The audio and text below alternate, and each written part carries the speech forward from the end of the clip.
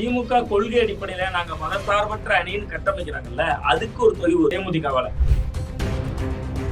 ஒரு அமித்ஷா அவர்களோ மோடி அவர்களோ அழைத்து நீங்க அப்படியே அந்த பக்கம் நின்று ஜெயிச்சிட்டீங்களே, இந்த பக்கம் வாங்கன்னு கூப்பிட்டா கம்யூனிஸ்ட் போக மாட்டாங்க, டிசிகா போக மாட்டாங்க, தேமுதிக அதே நிலைப்பாட்டுல இருக்குமா? 12,000 ஓட்டு KKSSR தொகுதியில தேமுதிக லீடிங். அந்த தொகுதியில பாஜக வாங்கின ஓட்டு மட்டும் 24,000. ஒருவேளை ஏடிஎம்கே பிஜேபி அலையன்ஸ்ல தேமுதிக போயிருந்துச்சுன்னா பாஜக வாங்கின 24,000, தேமுதிக லீடிங் எடுத்த 12,000, ரெண்டையும் கூட்டுங்க 36,000 ஓட்டு. விஜய பிரபாகரனே கருப்புக்கோட்டையில நின்று KKSSR டஃப் ஃபைட் கொடுத்துருக்கலாம். தமிழ்நாட்டுல பாஜக வலுவா காலூன்ற காரணமே தேமுதிக தாங்க. நீங்க காங்கிரஸ் இருக்கிறது மோடி எதிர்ப்பு, தேமுதிக உள்ள கொண்டு வந்துட்டீங்கன்னு காங்கிரஸ் எப்படி குறைக்கும்? இந்த முறை எங்க தங்களுக்கு 25 கிடைக்காம ஆக்கிடுவாங்களோ, குறைச்சிருவாங்களோ அப்படிங்கிற பயத்துலதான் அவங்க கத்துறாங்க. நீங்க ஆட்சியில் பங்கு அதிகாரத்தில் பங்கு திமுக கொடுக்காது காங்கிரஸுக்கு தெரியாதா? நீங்க 10 படம் ஹிட் கொடுப்பீங்க, 10 படம் ஹிட் பேசப்படாது, கடைசி ஒரு படம் ஃபிளாப் ஆயிரும். உங்க மார்க்கெட்ல உங்க வேல்யூ என்ன? அதே மாதிரிதான் பிரசாந்த் கிஷோர் ஒரு துன்பியல் நிகழ்வு 41 பேர் இருக்கிறாங்க. ராகுல் காந்தி அவர்கள் ஸ்டாலினுக்கும் போன் போட்டு பேசுறாரு, விஜய்க்கும் போன் போட்டு பேசுறாரு. இதை கேட்டா விவாத நிகழ்ச்சிகள்ல காங்கிரஸ் சொல்றாங்க அவர் எப்பொழுதுமே பாதிக்கப்பட்டவர்கள் பக்கம் இருப்பாரு. அப்ப 41 பேர் போன் நம்பர்ல வாங்கி பேசிருக்கணும்.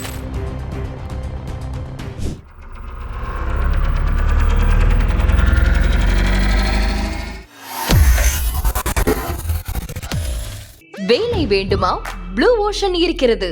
10th 12th டிப்ளமோ டிகிரி படித்தவர்களுக்கு உணவு, தங்குமிடம், ESI, PF இன்சூரன்ஸ் உள்ளிட்ட சலுகைகளுடன் அனுபவத்திற்கேற்ற நல்ல சம்பளம் 15,000 முதல் 30,000 வரை. பெண்களுக்கு முன்னுரிமை. 2,000க்கும் மேற்பட்ட வேலை வாய்ப்புகள் உள்ளன. இப்போதே தொடர்பு கொள்ளுங்கள். Blue ocean.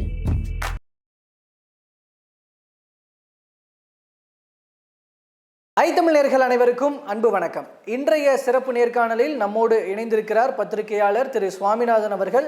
அவரிடம் தற்போது முக்கியமான பேசுபொருளாக இருக்கிற அரசியல் விவகாரங்கள் குறித்து உரையாட இருக்கிறோம். பேசலாம். வணக்கம் சார். வணக்கம். கூட்டணி விவகாரங்கள் அந்த விஷயத்துக்கு நகர்றேன். இப்போ அதுல முக்கியமாக நேற்று ஒரு இம்பார்ட்டன்ட் நகர்வு, கட்சி ஆரம்பிச்சதுலேருந்து 21 வருஷமா திமுக பக்கம் சாயாத தேமுதிக நேற்று கூட்டணியில போய் இணைஞ்சிருக்கிறாங்க.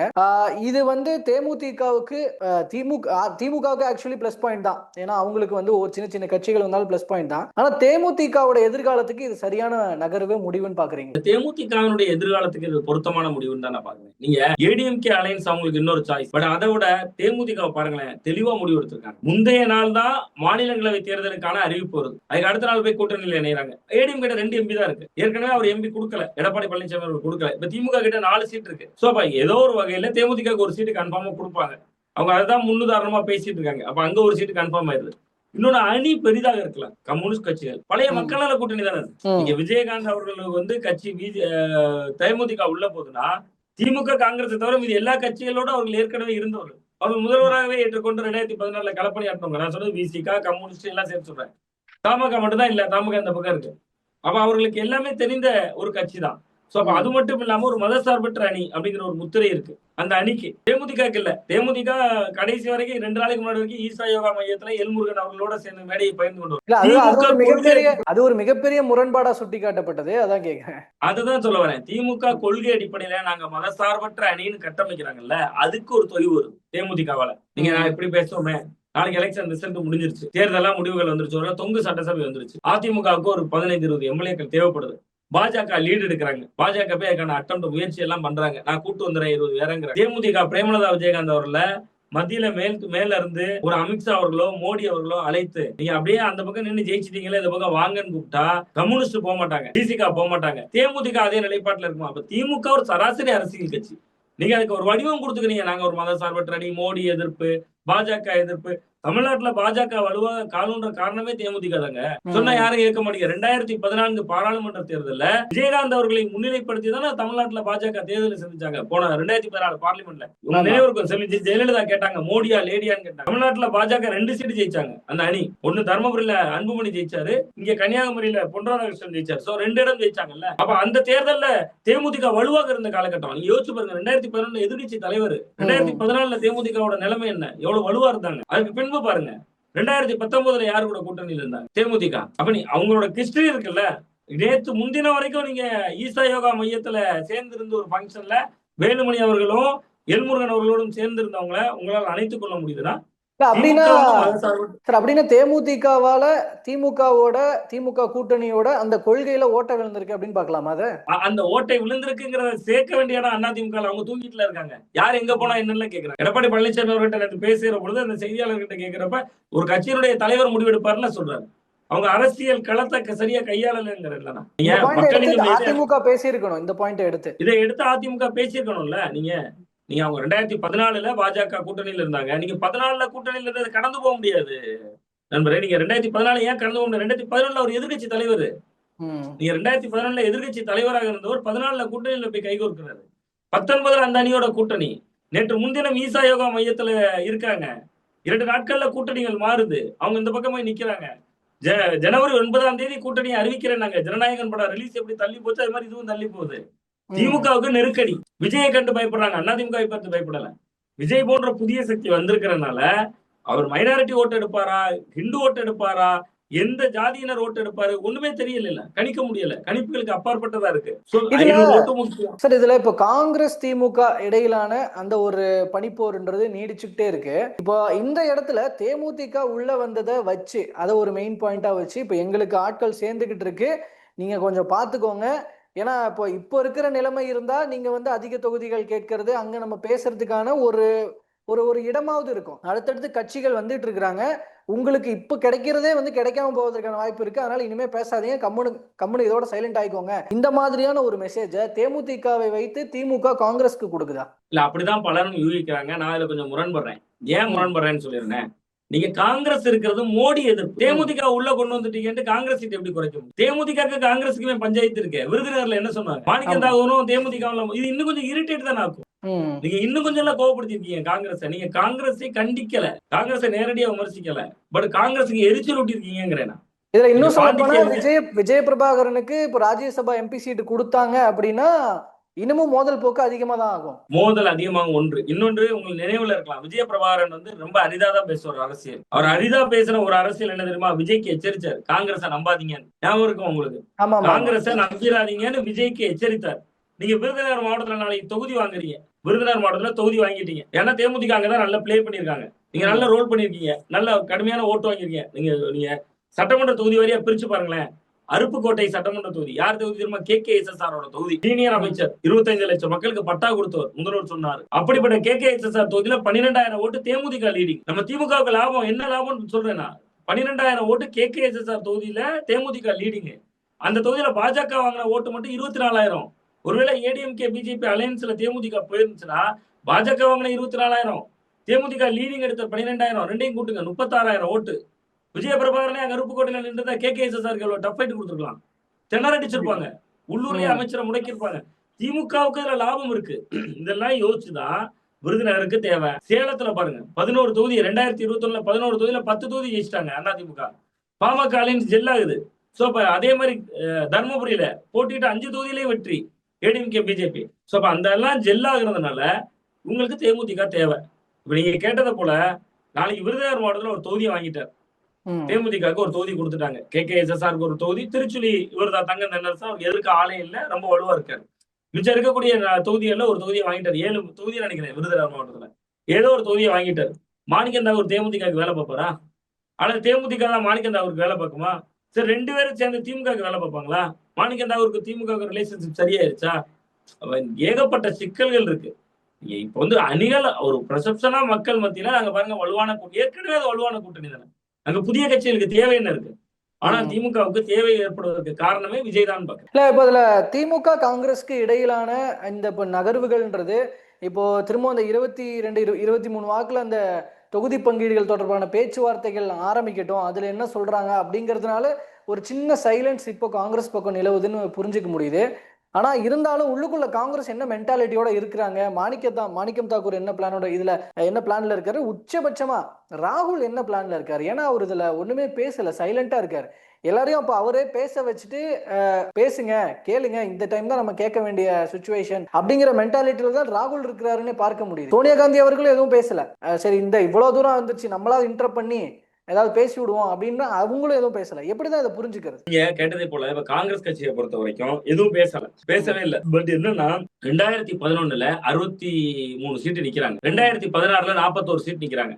2021 25 சீட் நிக்கிறாங்க. என்னோட புரிதல் சரியா இருந்துச்சுன்னா இந்த முறை எங்க தங்களுக்கு 25 கிடைக்காம ஆக்கிடுவாங்களோ, குறைச்சிருவாங்களோ அப்படிங்கிற பயத்துலதான் அவ்வளவு கத்துறாங்க. நீங்க ஆட்சியில் பங்கு அதிகாரத்தில் பங்கு திமுக கொடுக்காது காங்கிரஸுக்கு தெரியாதா? விஜய் வந்திருக்காரு, அவங்களுக்கு உள்ளபடியே இன்னொரு கணக்கு இருக்கு. உள்ளாட்சிகள்ல பிரதிநிதித்துவம் வரணும். நீங்க தமிழ்நாட்டுல 25 மாநகராட்சிங்க, காங்கிரஸ் கொடுத்தது ஒரே ஒரு மாநகராட்சி, கும்பகோணம் மாநகராட்சி. அங்கேயே ஏகப்பட்ட பஞ்சாயத்து. திமுக கார கவுன்சிலர்கள் அவருக்கு சப்போர்ட் பண்ண மாட்டாங்க. நீங்க பாத்தீங்கன்னா சொல்லுவாங்க, கும்பகோணம் நண்பர்கிட்ட பேசுறீங்கன்னா சொல்லுவாங்க, மாத்தி மாத்தி அங்க முரண்கள் இருக்கு. இவங்களுக்கு என்னன்னா அந்த உள்ளாட்சி அமைப்புகள்ல கூடுதல் பிரதிநிதித்துவம் வேணும். அப்பதான் கட்சி கட்டமைப்பு வளரும். அதுக்கு விஜயை காட்டி ஒரு மிரட்டுறாங்க, அவ்வளவுதான். அதனால திமுக காங்கிரஸ் கூட்டணி எல்லாம் போக மாட்டாங்க. ஏன்னா அவங்க பாராளுமன்றத்துல 100 எம்பிக்கள்ல ஒரு 10% எம்பிக்கள், அதாவது 10 எம்பிக்கள் வரைக்கும் கிடைச்சிருக்கிறது தமிழ்நாட்டுல, பாண்டிச்சேரியில திமுக கூட்டணி தான் காரணம். அவர்கள் வந்து ஒரு மிரட்டல் ஆயுதத்தை கையில் எடுத்தாங்க. திமுக பதிலுக்கு நல்ல வலுவான மெசேஜ் சொல்லிட்டாங்க. பாருங்க, தேமுதிக உள்ள வந்துட்டாங்க, இன்னும் இந்த அணி வலுப்பெற்றுக் கொண்டு இருக்கிறது அப்படின்னு சொல்லிட்டாங்க.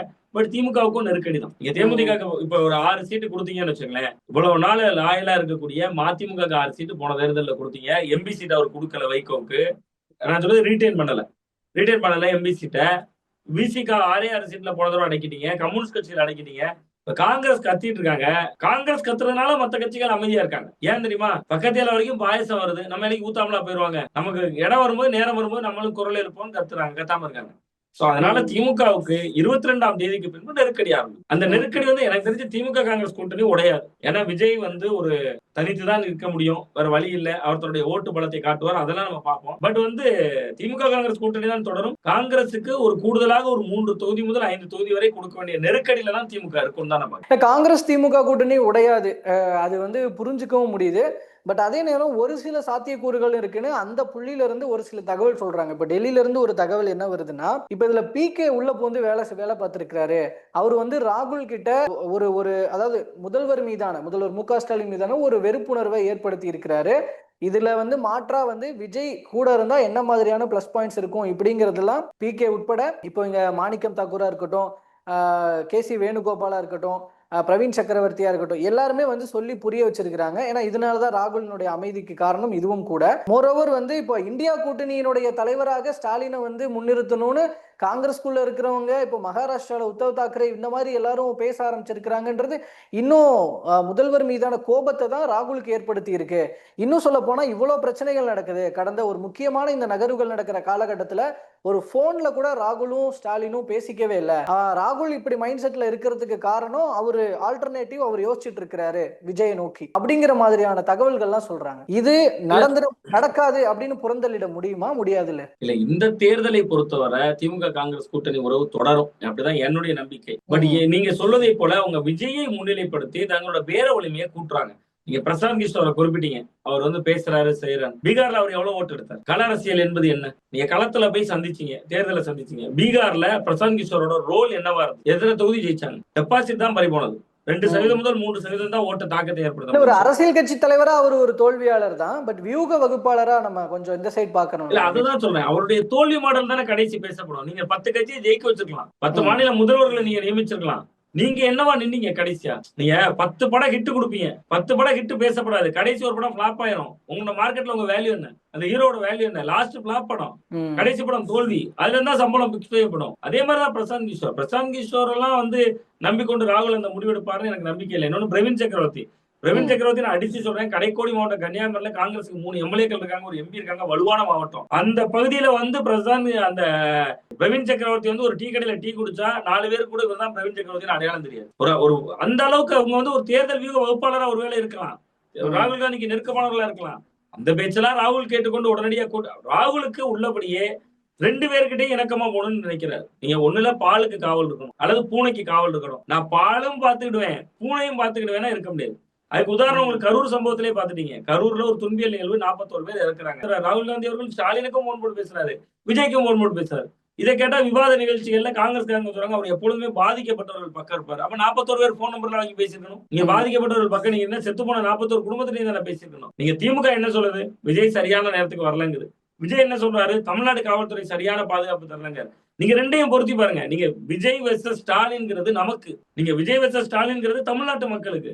ராகுல் காந்தி ஒரு தேசிய கட்சி, அவருக்கு பொருத்தி பாருங்க. 2 பேருமே மோடி எதிர்க்கிறாங்க, 2 பேருமே பாஜக கூட்டணியில் இல்ல. சோ அப்ப அவர் அந்த கண்ணோட்டத்துல அவர் அதை அணுகிறார். நீங்க விஜய் கூட போனா கிரவுண்ட்ல கட்சி வளர்க்கலாம்னு ஒரு பார்வை இருக்கு, கிரவுண்ட்ல கட்சியை வளர்க்கலாம் அப்படின்னு பார்வை இருக்கு, ஒரு அட்டெம்ப்ட் எடுக்கலாம். ஒருவேளை நீங்க சொல்றது போல 26 அவர்களுக்கு முக்கியமான தேர்தல், யாருக்கு? திமுகவுக்கு முக்கியமான தேர்தல். 29 தானே நம்ம தேர்தல், ஒரு ட்ரை பண்ணி பார்ப்போம். ஒண்ணு இல்லைன்னா ஓடி போயிரும், 29 திரும்பி போயிரும். 29 பிக்கப் பண்ணிக்கிறதுக்கான ஒரு டைமும் இருக்கு 29 வரைக்கும் பார்த்தா. பிக்கப் பண்ண டைம்ங்கிறது ஒரு விஷயம். இது அதை விட மிக முக்கியமா என்ன தெரியுமா, நீங்க 29வது வருஷத்துல மே மாசம் தேர்தல் வைக்கிற ஒரு உதாரணத்துக்கு சொன்னேன். மே மாதம் தேர்தல் வைக்கிறாங்கன்னு வச்சுங்களேன், ஏப்ரல் மாதம் போனா கூட ஸ்டாலின் ஏத்துக்கதான்.